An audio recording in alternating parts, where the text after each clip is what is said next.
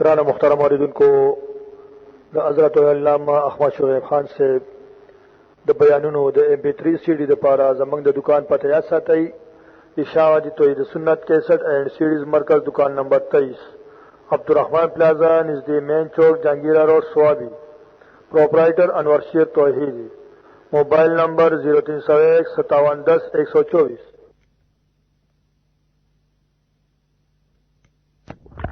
تو رائی پنڈی نحمدک اللہم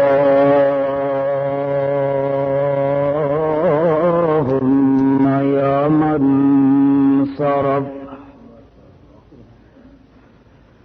صرف قلوبنا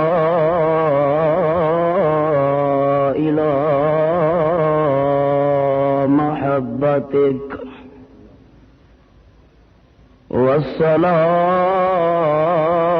والصلاة والسلام على حبيبك ونبيك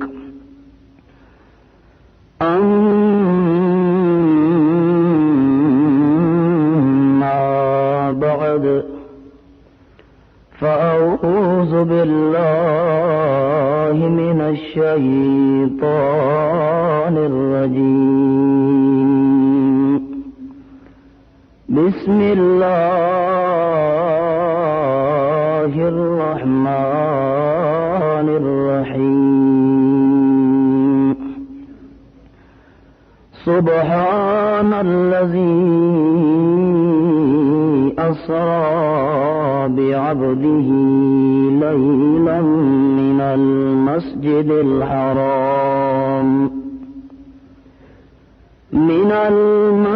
الحرام إلى المسجد الأقصى الذي باركنا حوله لنريه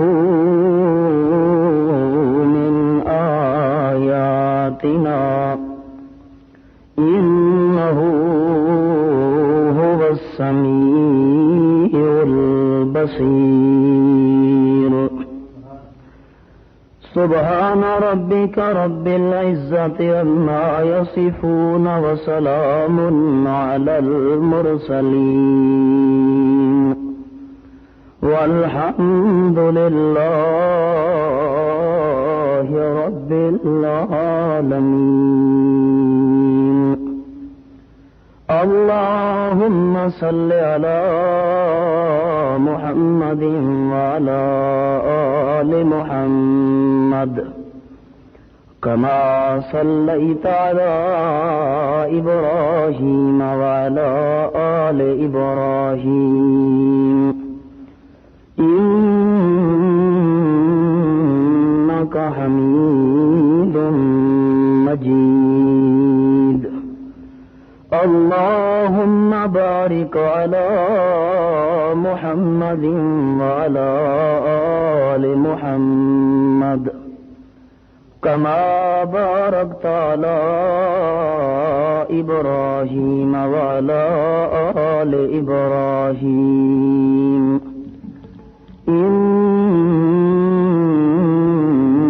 إنك حميد مجيد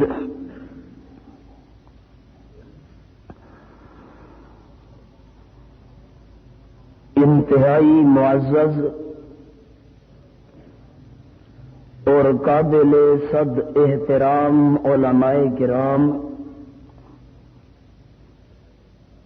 ذی قدر سامعین، بزرگوں اور بھائیوں، عزیز موحد ساتھیوں، السلام علیکم۔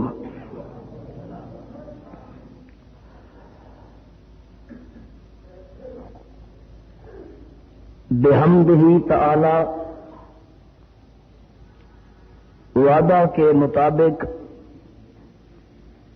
رب کائنات نے آپ حضرات کی خدمت میں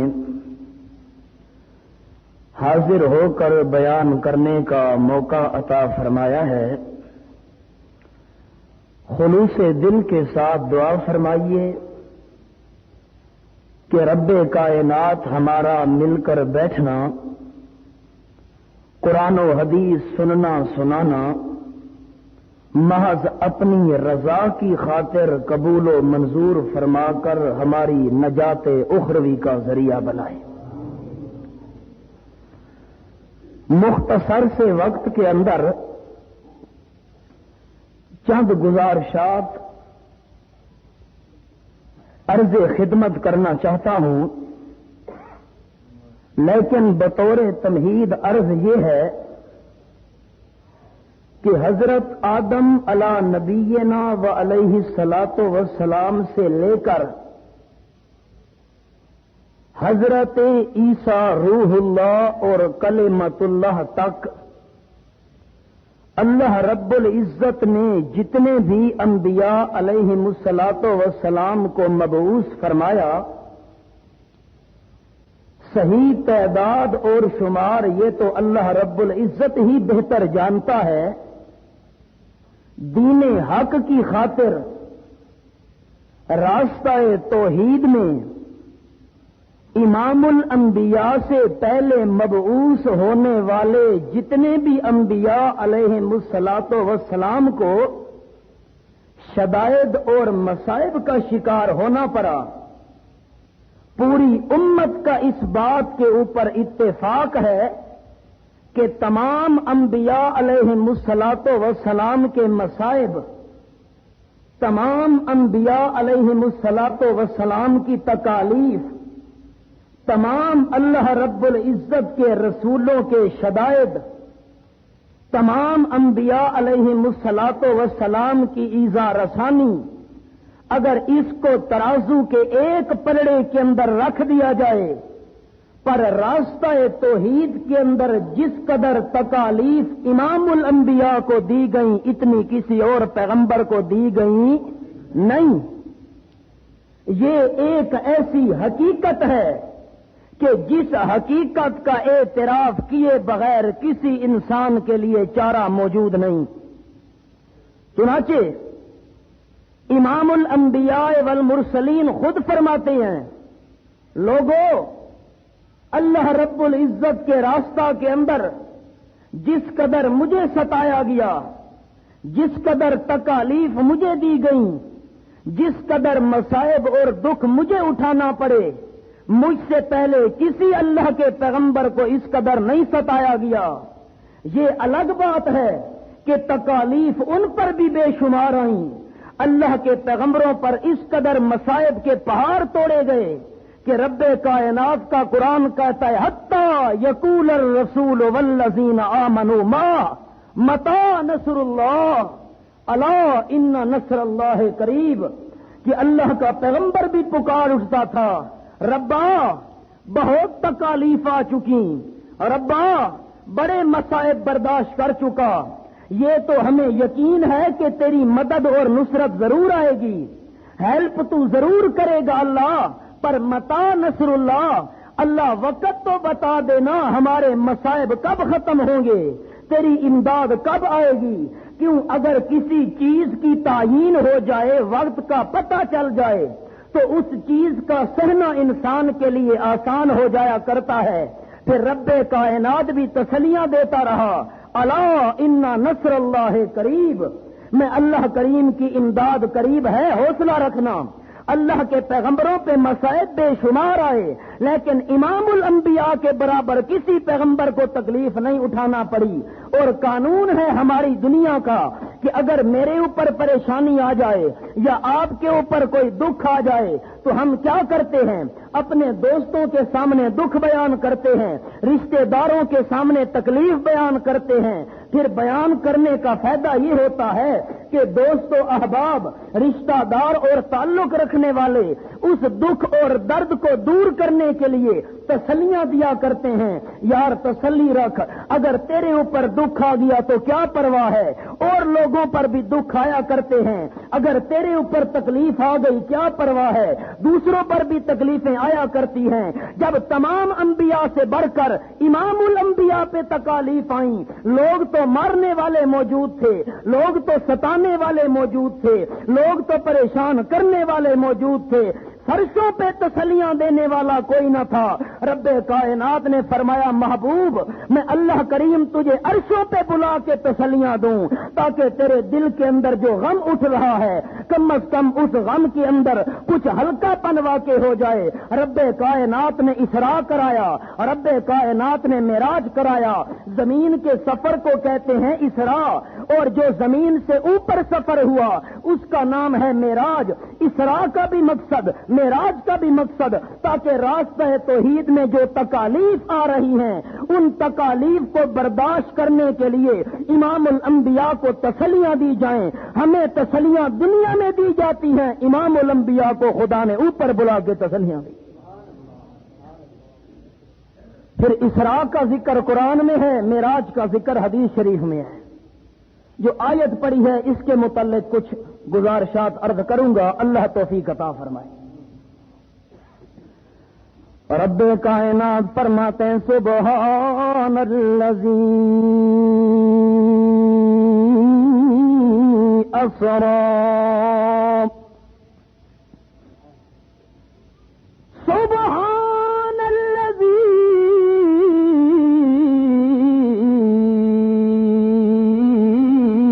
اسری بعبده ليلا من المسجد الحرام إلى المسجد الأقصى الذي باركنا حوله لنريه من آياتنا إنه هو السميع البصير۔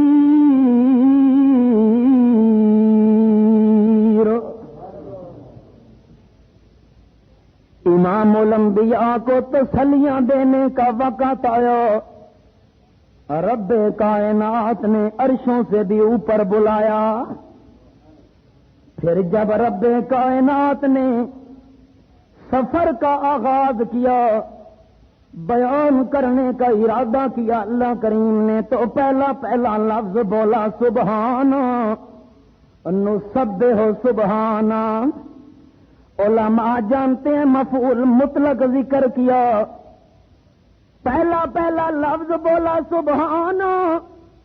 او کائنات والو، امام الانبیاء جب سفر کے لیے چلے، دروازے کا کنڈا ہل رہا تھا، وضو کا پانی زمین کے اوپر چل رہا تھا، اور امام الانبیاء سفر کر کے واپس آ رہا تھا۔ لازہ کے اندر اللہ کریم نے سیر کرائی۔ ہو سکتا ہے کسی سننے والے کو شک پڑ جائے کہ یہ جو لازہ کے اندر مختصر سے وقت کے اندر اتنا لمبا سفر کر کے آ گئے، ہو سکتا ہے اللہ کریم کی صفات ان کے اندر آ گئی ہوں، ہو سکتا ہے محبوب معبود بن گیا ہو سکتا ہے محبوب معبود بن گیا ہو۔ اللہ فرماتے ہیں نا کائنات والو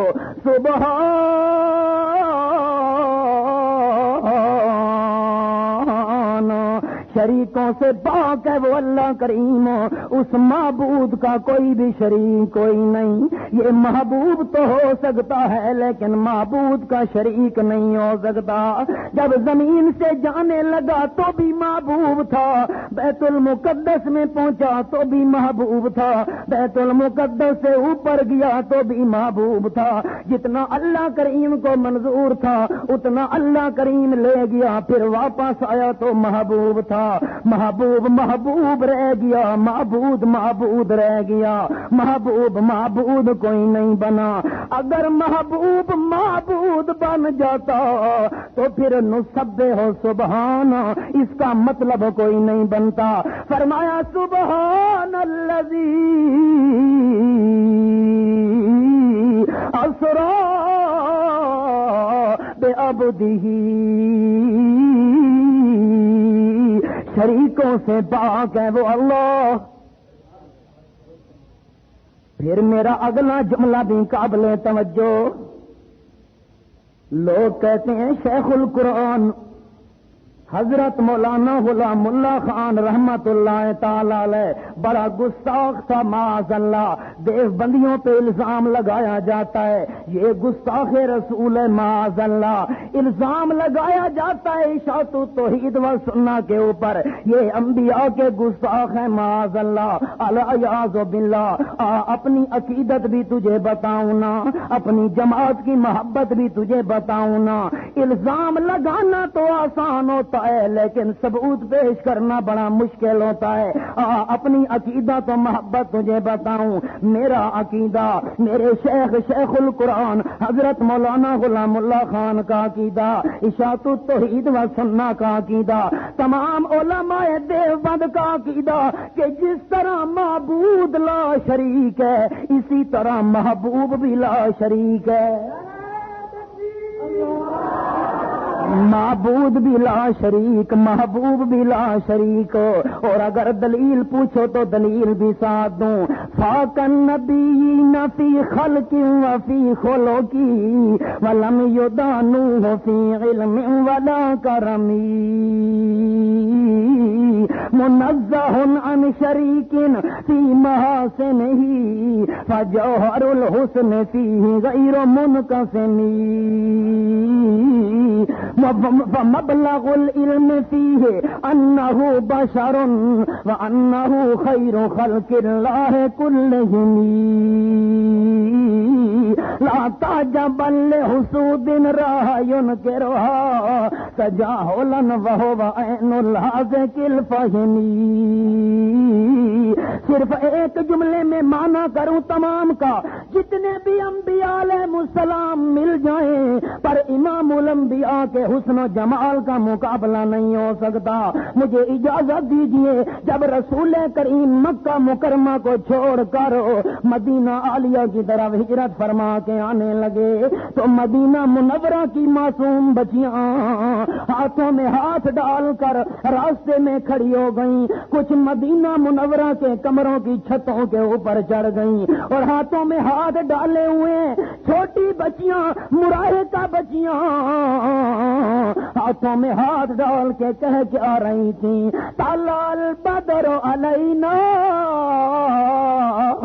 من ثنیات الوداع وجب الشکر علینا ماذا للہ داعی ایھا المبعوث فینا جئت بالامر المطاعی. چھوٹی چھوٹی بچیاں کہہ رہی تھیں او یثرب کے رہنے والوں, پہلا نام تھا نا, او یثرب کے رہنے والوں, میں بجائے یثرب کے مدینہ منورہ والا نام استعمال کروں. معصوم بچیاں کہہ رہی تھیں او مدینہ منورہ کے رہائشیوں, تجربے تو تمہارے بہت زیادہ ہوں گے, عمر تو بے شک تمہاری زیادہ ہوگی, زمینوں کے سفر تو تم نے بے شک زیادہ کیے ہوں گے, بڑے بڑے حسینوں کو دیکھا ہوگا, بڑے بڑے جمیلوں کو دیکھا ہوگا, بڑے بڑے خوبصورت لوگوں سے تمہاری ملاقات ہوئی ہوگی, لیکن ہم بچیوں کا بھی فیصلہ سن لو. جھوم جھوم کے کہتی ہیں بچیاں طلع البدر علینا من ثنیات الوداع, ہمیں اللہ کی قسم ہے 14ویں کے چاند تو ہم نے بڑے دیکھے ہوئے ہیں لیکن سچا 14ویں کا چاند تو ہمیں آج نظر آیا. محمد الرسول اللہ صلی اللہ اسلام آباد کے توحیدی بھائیوں. پھر اگلا جملہ بھی سننا. معصوم بچیوں نے فیصلہ کر دیا کہ امام الانبیاء 14ویں کے چاند ہیں, اگر ان کی جگہ میں ہوتا, ایک انداز ہے, اگر ان بچیوں کی جگہ میں ہوتا تو کہتا نہ بچیو تم امام الانبیاء کو 14ویں کا چاند کہہ رہی ہو, لیکن نبی علیہ السلام کے حسن و جمال کی تعریف کرنے کا حق اس طرح ادا نہیں ہوتا کہ آپ کو 14ویں کا چاند کہہ لیا جائے. اگر میں ہوتا تو کہہ دیتا. چاند سے تشبیہ دینا یہ بھی کوئی انصاف ہے, چاند کے چہرے پہ چھائیں مدنی کا چہرہ صاف ہے. عرض کرنے کا مطلب معبود بھی لا شریک، محبوب بھی لا شریک ہے، پر دونوں کے لا شریک ہونے کے اندر بڑا فرق ہے۔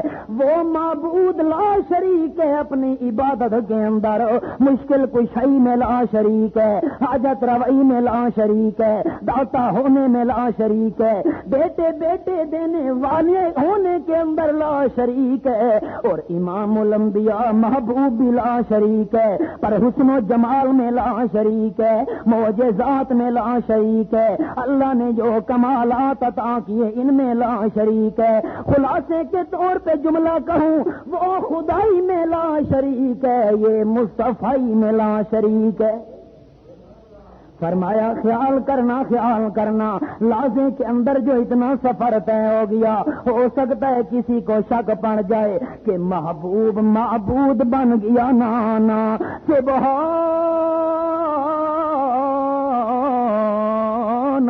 وہ اللہ کریم شریکوں سے پاک ہے، مقام اپنی جگہ، درجہ اپنی جگہ، رتبہ اپنی جگہ، پوزیشن اپنی جگہ، اتھارٹی اپنی جگہ، محبوب ہونے کے باوجود میں اللہ کریم کا شریک نہیں بن سکتا، سبحان۔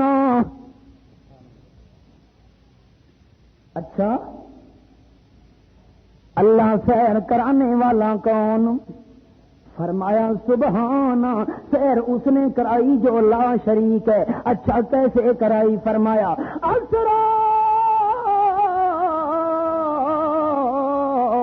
بعبدہ، بات تجرید کی ذکر کی ہے، علماء کرام سمجھتے ہیں، میں سادے الفاظ میں معنی کرنے لگا ہوں۔ فرمایا شریکوں سے پاک ہے وہ اللہ جس نے سیر کرائی۔ اچھا کوئی مجھ سے پوچھے کہ آپ اتنے دنوں سے نظر نہیں آئے، کہاں گئے ہوئے تھے؟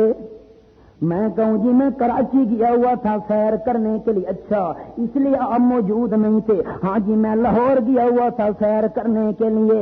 سیر وہ کیا کرتا ہے جو ہر جگہ موجود ہو کوئی نہ ہو، اور جو ہر جگہ موجود ہو اس کو سیر کرانے کی ضرورت ہو۔ فرمایا اسرا بعبدہ، جس نے راتوں رات چلایا، سیر کرائی۔ سیر والا مطلب عرض کرنے لگا ہوں، اسرا کا معنی سیر کر کے مطلب بیان کرنے لگا ہوں۔ سیر وہ کیا کرتا ہے جو ہر جگہ موجود ہو کوئی نہ ہو۔ اگر میں اسلام آباد کے اندر بھی موجود ہوں، پنڈی میں بھی موجود ہوں، لاہور کراچی میں بھی موجود ہوں، تو پھر مجھے سیر کرنے کی ضرورت پیش نہیں آتی۔ اگر نبی پاک ہر جگہ موجود ہوتے تو اللہ کریم کو لے کے جانے کی ضرورت۔ صاف قرآن کا مسئلہ، اس لیے تو کہتا ہوں سادہ کم قرآن نو پڑھنا، کوئی منے یا نہ منے، سادہ کام قرآن نو پڑھنا، کوئی منے یا نہ منے، دوئے جہانیاں ماریا جاسی جڑا حد قرآن دی بھنے۔ ہم نے تو سنانا ہے قرآن پاک۔ فرمایا اسرا بعبدہ، جس نے چلایا اپنے خاص بندے کو، بعبدہ۔ اللہ نے قرآن پاک کے اندر اگر نعمت کا ذکر کیا اپنے محبوب کے اوپر تو اسی عبدیت والی صفت کو اللہ کریم نے بیان کیا۔ فرمایا قرآن میں الحمدللہ الذی انزل علی عبدہ الکتاب ولم یجعل لہ عوجا۔ تمام صفات کارسازی اللہ کریم کے لیے خاص ہیں، تمام تعریفیں جو اللہ کے لائق ہو سکتی ہیں وہ اللہ کریم کے لیے خاص ہیں۔ کون؟ اللہ الذی انزل علی عبدہ الکتاب، جس نے کتاب نازل کی پر کس کے اوپر؟ علی عبدہ، اپنے نور کے اوپر، جی بندے پر۔ انزل علی عبدہ الکتاب، علماء کرام بیٹھے ہیں، حسامی کا حاشیہ دیکھو، العبد ملا یملک شیئا، اور بندہ اس کو کہتے ہیں کہ جو اپنے وجود کے ایک بال کا بھی مالک کوئی نہ ہو، وہ ہوتا ہے بندہ۔ اگر انسان اپنے وجود کا مالک ہوتا تو حضرت زکریا علیہ السلام بوڑھے کبھی نہ ہوتے۔ رب کائنات کے دربار میں دعا کر رہے ہیں اور عرض کرتے ہیں ربا کان رب انی وَهَنَ الْعَظْمُ مِنِّي وَاشْتَعَلَ الرَّأْسُ شَيْبًا وَلَمْ أَكُنْ بِدُعَائِكَ رَبِّ شَقِيًّا۔ اللہ میری ہڈیاں کمزور ہو چکی ہیں، اللہ میرا سر بھی سفید ہو چکا ہے، پر قرآن پاک کا انداز بڑا عجیب ہے۔ اللہ کے پیغمبر عاجزی کر رہے ہیں اللہ کریم کے دربار کے اندر، اللہ میرے وجود کی ہڈیاں کمزور ہو گئی، میں بوڑھا ہو گیا۔ اگر اپنے وجود کے مالک ہوتے تو کبھی بڑھاپا طاری ہونے دیتے؟